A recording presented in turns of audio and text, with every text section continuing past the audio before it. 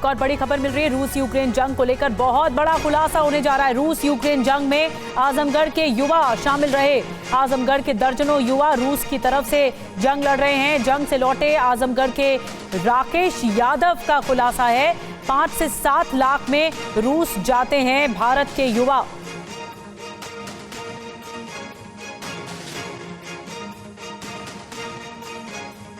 तो देखिए, बहुत बड़ा खुलासा है। 5 से 7 लाख में जो देश के युवा हैं, भारत के युवा हैं, वो रूस का रुख करते हैं। जो रूस से लौटे हैं, रूस के साथ जो जंग लड़ रहे थे, जो रूस में रहकर जंग लड़ रहे थे, राकेश यादव ने लौटते से ही, स्वदेश लौटते से ही बड़ा खुलासा किया है।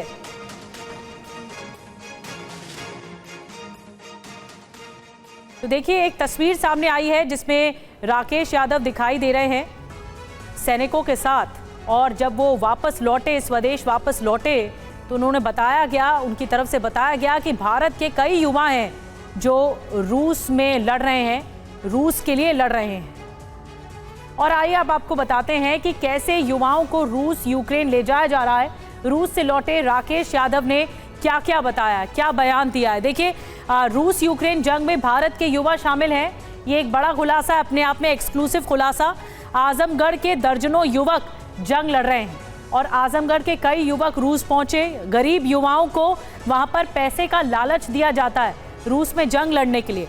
रूस यूक्रेन जाने के लिए 5 से 7 लाख में सौदा होता है कि उन्हें 5 से 7 लाख में अपने जान की बाजी लगानी होगी। नौकरी देने के नाम पर सेना में भर्ती कराया जाता है। दिल्ली में बैठे एजेंट ये काम करते हैं, रूस यूक्रेन ले जाते हैं और फिर युवाओं को धोखे से वहां पर पहुंचा दिया जाता है और कहा जाता है कि आप जंग लड़िए। युवाओं को धोखे से वहां पर ले जाया जाता है। रूस से 8 महीने बाद भारत लौटा है राकेश यादव और उसकी तरफ से ये बड़ा खुलासा हुआ है।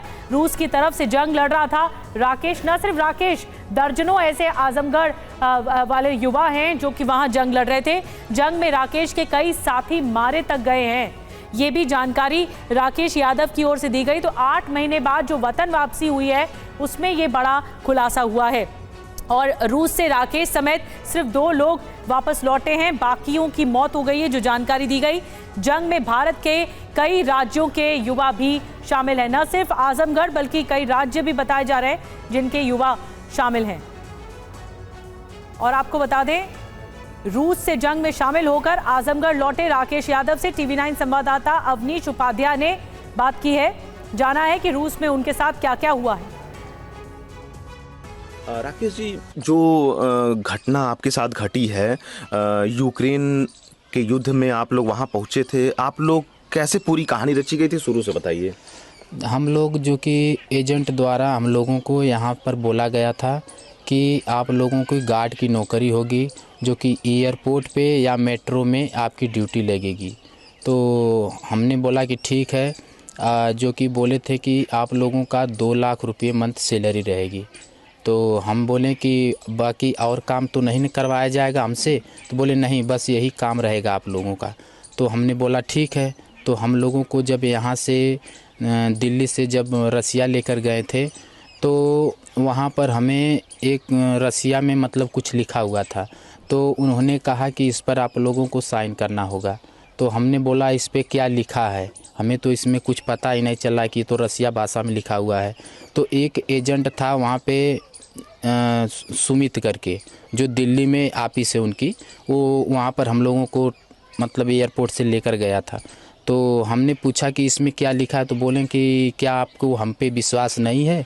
जब हम आपको इंडिया से यहाँ तक लाए हैं तो कुछ तो विश्वास होगा आपको। तो हमने बोला ठीक है भैया, हम आपके विश्वास पे साइन कर दे रहे हैं। 15 दिन के ट्रेनिंग के बाद हमें फिर युद्ध में लेकर चले गए। तो युद्ध से पीछे ही रखे, 2 महीने युद्ध से पीछे ही रखे। जो काम करवा रहे थे, हम लोग मजबूर में काम कर रहे थे वहाँ पे। तो उसके बाद में जब 2 महीने बीत गया, 2 महीने के बाद हमें बोले कि अब आप लोग मेन फ्रंट पे जा रहे हो लड़ने के लिए। तो हमने बोला कि हम किस लिए, हम तो लड़ने नहीं आए हैं यहाँ पे। तो बोले कि नहीं, आपको लड़ना होगा। जब हमने मना कर दिया तो सारे 2-3 लोग मिलकर हमें मारने लगे लात गुस्सा से, जो जिसी तरह से मारते थे। तो जैसे कि एक लोगों को मारोगे तो सारे लोग डर जाएंगे। तो सारे लोग गाड़ी में बैठ गए, हम भी बैठ गए। उसके बाद में वो लेकर लड़ाई में लेकर हम लोगों को चला गया। जब लेकर वहाँ पे चले गए तो ये नहीं पता था कि वो लोग रात में लेकर गए थे कि उधर से हमें ये न पता चले किधर यूक्रेन है किधर रसिया है। अब जब हमें वहाँ उतारा गया तो उसके बाद में उतारा गया, बस वहीं से सब लोग छोड़कर चले गए, बोले कि अब आप तैनात रहो। तब तक हमारे बगल में एक रॉकेट आकर गिरा जो कि एक रसिया वाला था, वो तुरंत शहीद हो गया।